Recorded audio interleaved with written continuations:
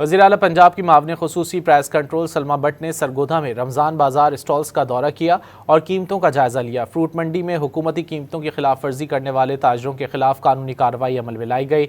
मज़ीद जानेंगे सलमा बट के हमरा मौजूद डॉन न्यूज़ के नुमाइंदे सैफ खान से। सैफ, बताइए।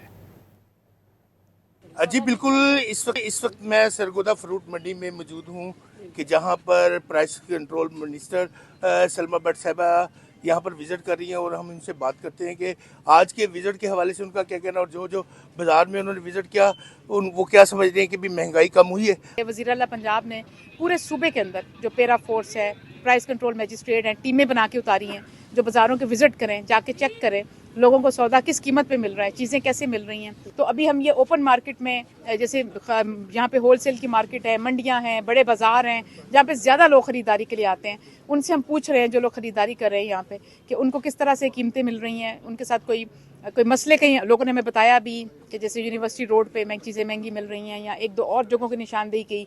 फिर जैसे हमारे रेडी बाज़ार के अंदर ही एक खातून ने निशानदेही की कि एक रेडी वाले ने उनसे कीमत ज़्यादा ली, हमने वो फिल फौरी उस पर एक्शन भी लिया, उसकी रेडी सील की। इस रमज़ान में जो लोग जो गरां फरोश और महंगाई करने वाले, मसनूई या होर्डिंग करने वाले जो है, जो अवाम की अंदर की ज़िंदगी को रमज़ान को मुश्किल बनाने की कोशिश करेंगे, हमारा वादा है कि हम उनके लिए ये बिल्कुल मुश्किलात पैदा करेंगे। जी देखा कि मैडम की बात सुनी, इनका कहना था कि वज़ीर आला पंजाब मरीम नवाज साहिबा की हदायत पर जो है कि यहाँ पर बाज़ार सजा दिए गए हैं और यहाँ पर प्राइस कंट्रोल के रेट चेक किए जा रहे हैं। जो भी गैर कानूनी प्राइस लेगा तो उसके खिलाफ कानूनी कार्रवाई अमल में लाई जाएगी। जी।